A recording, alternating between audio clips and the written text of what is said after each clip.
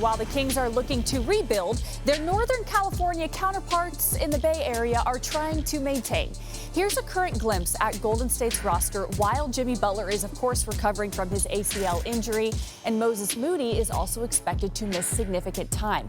The Warriors might need their lottery pick, Yaxel Lindeborg, to contribute right away. So let's bring in Kendrick Perkins. Is there any reason for optimism in Golden State? You a Yaxel guy? Optimism? You a Yaxel guy? No, I mean, when you talk about Steph Curry, Steve Curry, and Draymond Green, every year they step foot on the floor, it's either championship or bust. It's no in between. It's no middle ground because you have a Steph Curry who's about to be 39 this year, I believe, and Steph Curry wants to win the championship. Is this a championship roster? Absolutely not. Is it a team that we look up and they'll be in the playoffs come postseason time? I believe so, through the play-in tournament.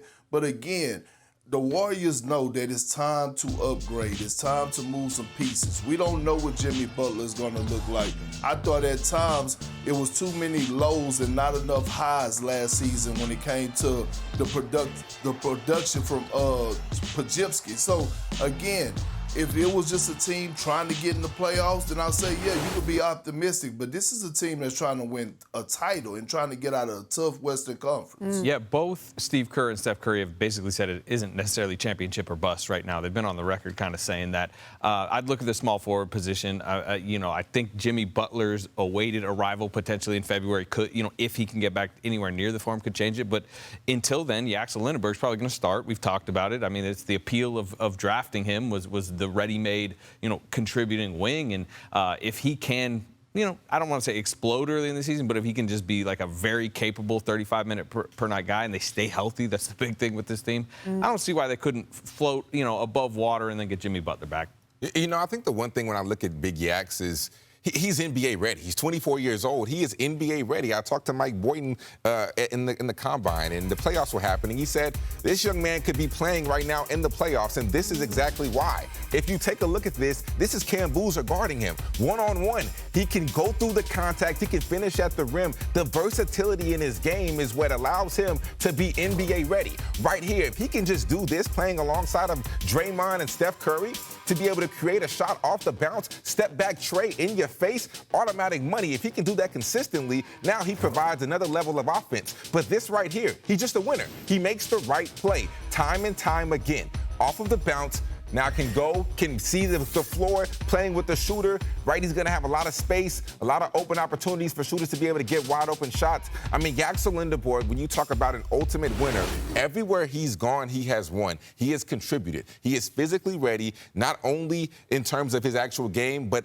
the IQ, the mental side of things. They talk about how immature he is in press conferences and all that. But when he's on the floor, production is always there. And that, to me, is what matters the most. I think he can really help. And he is fun to watch, and he won Summer League MVP. So I think that Yaxel could certainly have a great rookie year. All right, we got to talk about the reigning champion, New York Knicks, coming up on NBA Today. But if history suggests anything, a repeat is going to be tough. For the first time in NBA history, we've had 8 different champions over the last 8 years, a lot of parity, no repeat champions since the Warriors won it in 2017 and 2018. So let's play a little fill in the blank here. Perk, the Knicks win the championship again if they're starving. They were starving for that first championship, the championship that they just won. And that's why we haven't seen the champion again, because we need to see if that same hunger is there. So again, it's going to be hard, but if they're starving, if they have the same sense of urgency, then yeah, they got a shot.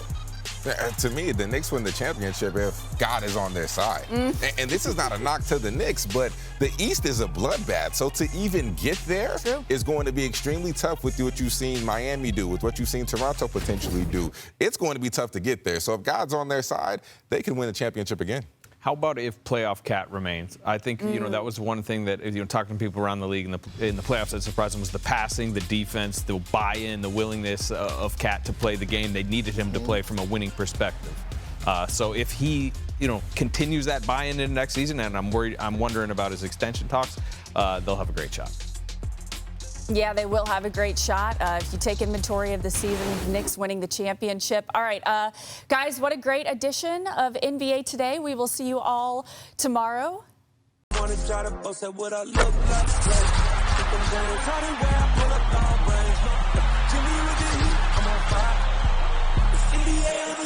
NBA,